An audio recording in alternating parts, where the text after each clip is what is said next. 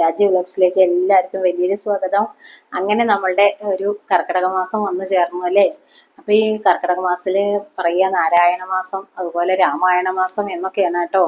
പന്ന കർക്കിടക മാസം ഒന്നും ആരും പറഞ്ഞു പോകാൻ പാടില്ല. അപ്പോ ഭഗവാൻ വിളിച്ചാൽ വെളിപ്പുറത്തുള്ള കാലാണ്. അപ്പൊ നമുക്ക് നാമങ്ങളും കീർത്തനങ്ങളും ഒക്കെ ചെല്ലാൻ പറ്റിയ കാലം. രാമായണം എല്ലാവരും വായിക്കണം കേട്ടോ. ഈ വായിക്കാൻ അറിയാത്തവർ കേൾക്കണം. അപ്പൊ ഞാൻ അതിനൊന്നല്ല ഇന്ന് വന്നിരിക്കുന്നത്. ഈ രാമായണ മാസം, ഈ കർക്കിടക മാസത്തിൽ നമ്മളെ വീട്ടില് ഐശ്വര്യമായിട്ട് ചെടികൾ കുറച്ച് വെച്ച് പിടിപ്പിക്കാൻ പറ്റുന്ന ചെടികളുണ്ട് കേട്ടോ. ധന്വന്തിരി സസ്യങ്ങളെ എന്ന് ഇനി നമുക്ക് വേണമെങ്കിൽ പറയാം. അപ്പൊ ഈ ധന്വന്തിരി സസ്യങ്ങളിൽ 10 പേര് ഞാൻ പറയും. അതിൽ നിങ്ങൾക്ക് സാധിക്കണത് വീട്ടില് വെച്ച് പിടിപ്പിക്കാൻ പറ്റിയ മാസമാണ് നമ്മളുടെ കർക്കിടക മാസം. അപ്പോ നാരായണ മാസമാണ്, രാമായണ മാസമാണ് എന്നൊക്കെ ഞാൻ പറഞ്ഞല്ലോ. അപ്പൊ ഭഗവത് സാന്നിധ്യം നമുക്ക് കൂടുതൽ ഉണ്ടാവാൻ വേണ്ടിയിട്ട് ആദ്യം തന്നെ നമ്മളെ വീടിന്റെ ഉമ്മർ ഭാഗത്ത് വടക്ക് കിഴക്ക് ഭാഗത്തായിട്ട് വെക്കാൻ പറ്റിയൊരു സസ്യമാണ് നമ്മളെ രാമതുളസി.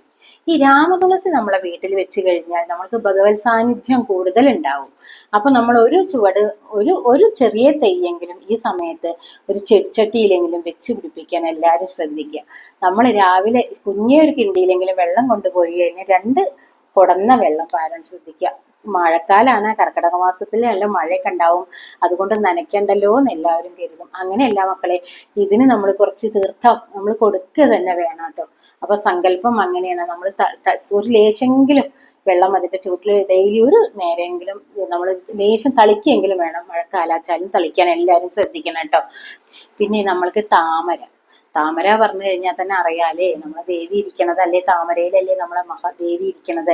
അപ്പൊ നമ്മൾ താമര വീട്ടിൽ വെച്ച് കഴിഞ്ഞാൽ ദേവിയുടെ സാന്നിധ്യം ഉണ്ടാവും, മഹാലക്ഷ്മിയുടെ സാന്നിധ്യം ഉണ്ടാവും നമ്മളെ വീട്ടിൽ എന്നുള്ളതാണ്. ആ താമര നമ്മള് ഒരു ചെടിച്ചട്ടിയിലോ എന്തെങ്കിലും താമരയ്ക്ക് ഒരു കുളം നിങ്ങൾ എന്താ പറയുക, നമുക്ക് സൗകര്യങ്ങൾ ഉണ്ടാക്കാൻ ഇപ്പൊ ഉണ്ടല്ലോ, ഇഷ്ടിക കൊണ്ട് ഒരു കുളം പോലെ ചെറുതൊന്നും ഉണ്ടാക്കിയാലോ അതിൽ കുറച്ച് ഒരു താമര കൊടുന്നിടാൻ എല്ലാവരും ശ്രദ്ധിക്കണം. അത് ഈ കർക്കിടക മാസം തന്നെ ചെയ്തോളൂ. ദേവി കടാക്ഷം നമ്മളെ വീട്ടിലേക്ക് ഉണ്ടാവും കേട്ടോ. അപ്പൊ അത് വെക്കേണ്ട സ്ഥലം വടക്ക് കിഴക്ക് ഭാഗം തന്നെയാണ് നമ്മൾ താമര നടേണ്ട സ്ഥലം. അപ്പൊ നിങ്ങൾ വടക്ക് കിഴക്ക് ഭാഗത്ത് തന്നെ ഒരു താമര നടുകൊണ്ടു. നാൾക്ക് നാൾ ഉയർച്ച കാണാട്ടോ. പല സമ്പന്ന കുടുംബങ്ങളിലും നമ്മൾ കണ്ടിട്ടുണ്ട് താമര. സാധാരണ വീട്ടിലൊന്നും അത് ഉണ്ടാവണമില്ല. അപ്പൊ അത് ദേവീ സാന്നിധ്യമുള്ള വീട്ടിൽ മാത്രമേ ഉണ്ടാവുള്ളൂ എന്നുള്ളതിന് ഒരു അതിശയം ഉണ്ട് കേട്ടോ. ഈ പറഞ്ഞ സസ്യങ്ങളൊക്കെ അങ്ങനെ തന്നെയാണ്. നമുക്ക് ഈശ്വരാനുഗ്രഹം ഉണ്ടെങ്കിൽ തന്നെ അതൊക്കെ ഉണ്ടായി കിട്ടുന്നു. നെല്ലിയാണെങ്കിലും തുളസിയാണെങ്കിലും താമരയാണെങ്കിലും ഒക്കെ തന്നെ നമുക്ക് ഈ കർക്കിടക മാസത്തിൽ വെച്ച് നമ്മൾ ശ്രമിക്കുക, ഉണ്ടാവും. അപ്പൊ നിങ്ങൾ ശ്രദ്ധിച്ചു കഴിഞ്ഞാൽ നമുക്ക് ഉണ്ടായേക്കാം. എല്ലാവർക്കും സാധിക്കാൻ തന്നെയാണ് അത് കേട്ടോ. അപ്പൊ അതിന് കൃത്യസമയത്ത് വെള്ളവും എന്തൊക്കെ വെച്ചാൽ ഒക്കെ നമ്മൾ ആ കൃത്യസമയത്ത് ചേർത്താൽ മതി. അപ്പൊ അത് ഉണ്ടായിക്കോളൂ കേട്ടോ ആ സസ്യം. അപ്പൊ ഈശ്വരാനുഗ്രഹം കൂടുന്ന സമയമാണെങ്കിൽ പെട്ടെന്ന് നമ്മളെ വീട്ടിൽ അത് പിടിച്ചു കിട്ടും. പിന്നെ നമ്മൾ പറയണത് എന്താണെന്നറിയോ, വടക്ക് കിഴക്കേ അടുക്കളുടെ ഭാഗത്തുനിന്ന് വടക്ക് കിഴക്കേ ഭാഗത്ത് നമ്മൾ ജനൽ തുറക്കണ സമയത്ത് നമുക്കൊരു വയന എന്ന് പറയുന്ന ഒരു ചെടി, അല്ലെങ്കിൽ തെരളി, നിങ്ങൾ എന്താ പറയാന്ന് എനിക്കറിയില്ല. നമ്മൾ ഈ അടയൊക്കെ ഉണ്ടാക്കാൻ അതിന്റെ ഇല എടുക്കും. തെരളി, വയന എന്നൊക്കെ പറയും, എടന എന്നൊക്കെ പറയും കേട്ടോ. അപ്പൊ അത് പല ഭക്ഷണ സാധനങ്ങളിലും ചേർക്കണതാണ്, അപ്പം ഉണ്ടാക്കാനും ഒക്കെ. അത് നല്ല ലക്ഷ്മി കടാക്ഷമുള്ള ഒരു ചെടിയാണ് കേട്ടോ. നമ്മളൊരു വയനയില ഈ കർക്കിടക മാസത്തിലെ നമ്മളെ പണപ്പെട്ടിയിൽ ഒരു വയനയില കൊടുന്ന് വെക്കണത് സമ്പൽ സമൃദ്ധാണ് കേട്ടോ. നമ്മളെ വീട്ടിൽ ആ ചെടി ഉണ്ടെങ്കിൽ, ഇല്ലെങ്കിൽ ഒരു ചെറിയ ചെടി വടക്ക് കിഴക്ക് ഭാഗത്ത് നമ്മൾ ജനൽ തുറക്കുമ്പോൾ കാണാൻ തരത്തില് നിങ്ങൾ നട്ടുപിടിപ്പിക്കും കൂടിയും വേണം കേട്ടോ. അത് സമ്പൽ സമൃദ്ധിയും സർവ്വ ഐശ്വര്യമാണ് വീട്ടിലേക്ക് തരുന്നത് എന്നുള്ളതാണ്. കാരണം അത് എവിടെ അത് നമ്മൾ അരിപാത്രത്തിൽ ഒരു ഇലട്ട് വെച്ചാൽ അരിക്ക് ബുദ്ധിമുട്ട് വരില്ല. പണർന്ന പെട്ടിയിൽ ഒരു ഇലട്ട് വെച്ചാൽ നമുക്ക് പണത്തിന് ബുദ്ധിമുട്ട് വരില്ല. അതാണ് അതിന്റെ പ്രത്യേകത. പിന്നെ നമ്മൾക്ക് ഈ കർക്കിടക മാസത്തില് ഈശാന കോണിൽ വെക്കാൻ പറ്റുന്ന ഒരു ചെടിയെ കുറിച്ചാണ് നമ്മൾ പറയുന്നത്. അത് വേറൊന്നുമല്ല, മഞ്ഞളാണ്. മഞ്ഞളിന്റെ കൂടെ തുളസിയും മഞ്ഞളും കൂടി ഒരേ ചെടിച്ചട്ടിയിൽ ഒപ്പം വളർന്നു വരണം എന്നുള്ളതാണ്. അങ്ങനെയാണെങ്കിൽ യാതൊരുവിധ നെഗറ്റീവ് എനർജി ആ വീട്ടിൽ ഉണ്ടാവില്ല എന്നല്ല, പോസിറ്റീവ് എനർജി വരികയും ചെയ്യും. യാതൊന്നിനും ഒരു ബുദ്ധിമുട്ടും ഉണ്ടാവില്ല. അപ്പോൾ നിങ്ങൾ തുളസി വെക്കണോടത്ത് മഞ്ഞൾ വെക്കണം, മഞ്ഞൾ വെച്ചോടത്ത് തുളസി വെക്കണം. ഒരു മൂട് മതി കേട്ടോ. അപ്പൊ അത്രയും ഐശ്വര്യമുള്ളതാണ് ഇത്. മഹാലക്ഷ്മിയും വിഷ്ണുവും കൂടി, അതാണ് സങ്കല്പം. മഹാലക്ഷ്മിയും വിഷ്ണുവും രണ്ടും കൂടിയിട്ടുള്ള സങ്കല്പമാണ് നമ്മൾ മഞ്ഞളും തുളസിയും കൂടി വെച്ചാൽ. അപ്പൊ ഈ കർക്കിടക മാസത്തെ നിങ്ങൾ എവിടെ വെക്കണം? ഈശാന കോണിൽ, അതാണ് വടക്ക് കിഴക്ക് മൂലയിൽ തന്നെ. കുറെ വീട്ടിൽ ഉണ്ടാവും കേട്ടോ. ഉള്ളവരൊക്കെ ഒന്ന് കമന്റ് ചെയ്യണം. ഇല്ലാത്തവര് ഒരു തുളസി ചെടിയും ഒരു മഞ്ഞളും കൂടി വെച്ച് പിടിക്കാനും ശ്രദ്ധിക്കണം കേട്ടോ.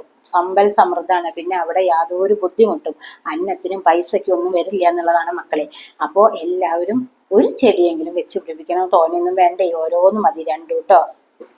പിന്നെ ഈ കർക്കിടകത്തിൽ നമ്മൾ വടക്ക് പടിഞ്ഞാറ് ഭാഗത്ത് വെക്കുന്ന ഒരു ചെടിയെ കുറിച്ചാണ് ഞാൻ പറയാൻ പോണത്. അത് നമ്മളുടെ വെറ്റിലയാണ്. മഹാലക്ഷ്മി സാന്നിധ്യമുള്ള വെറ്റില തന്നെ, താമ്പൂലം. മനസ്സിലായില്ലേ? എല്ലാവർക്കും അറിയുന്നു വിചാരിക്കുന്നു. അതെവിടെ നടണം എന്നുള്ളതാണ്. അപ്പൊ നമ്മൾ നടുമ്പോൾ എന്ത് ചെയ്യണം? ഒരു കവുങ്ങ് വെച്ചിട്ടുണ്ടാവണം അവിടെ. ആ ഭാഗം നല്ലതാണ് കവുങ്ങിന്. അതിന്റെ ചുവട്ടിൽ പടർത്തുന്നതാണല്ലോ വെറ്റില. അല്ലാതെ വെറ്റിലയായിട്ട് ഇങ്ങനെ മരമായിട്ടല്ലല്ലോ.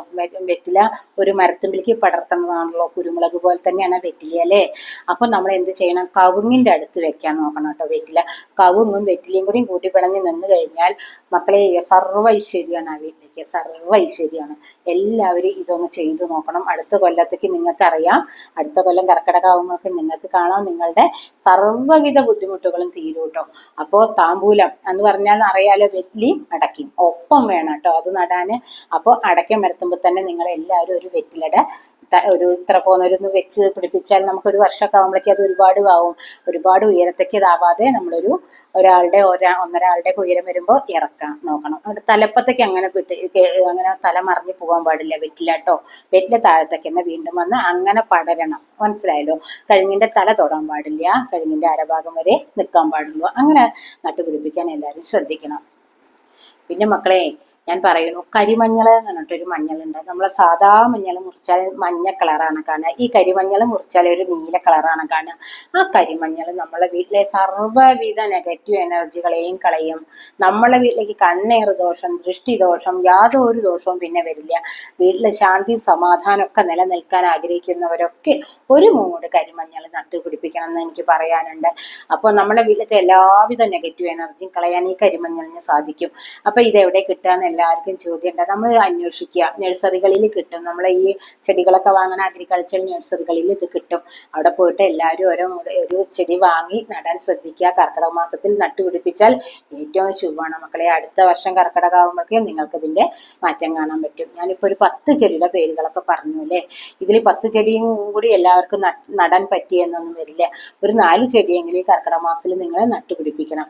അതിൽ രാമതുളസി ആയിരിക്കണം പ്രധാനപ്പെട്ട ചെടി എന്ന് എനിക്ക് പറയാനുണ്ട്. അതുപോലെ താമര കിട്ടിച്ചാൽ അതും ഏറ്റവും ഐശ്വര്യമാണ്. ബാക്കിയൊക്കെ ഐശ്വര്യം തന്നെ കേട്ടോ.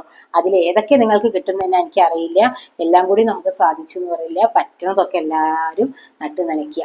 അപ്പൊ നമുക്ക് സർവ്വവിധ ഐശ്വര്യങ്ങളും ഭഗവാൻ നൽകട്ടെ എന്ന് പ്രാർത്ഥിച്ചുകൊണ്ട് ഇന്നത്തെ വീഡിയോ ഞാൻ ഇവിടെ നിർത്തുകയാണ്. ഇത് ഇഷ്ടപ്പെട്ടെങ്കിൽ എല്ലാവർക്കും ലൈക്ക് ചെയ്യുക, ഷെയർ ചെയ്യുക, സബ്സ്ക്രൈബ് ചെയ്യുക. കൂട്ടത്തിലെ ബെല്ലൈക്കനും കൂടി അനേബിൾ ചെയ്താൽ അങ്ങനത്തെ വീഡിയോസ് നിങ്ങൾക്ക് നോട്ടിഫിക്കേഷൻ കിട്ടുന്നതായിരിക്കും. അപ്പൊ ഇനി പുതിയൊരു വീഡിയോ ആയിട്ട് വരുന്നതായിരിക്കും. ബൈ.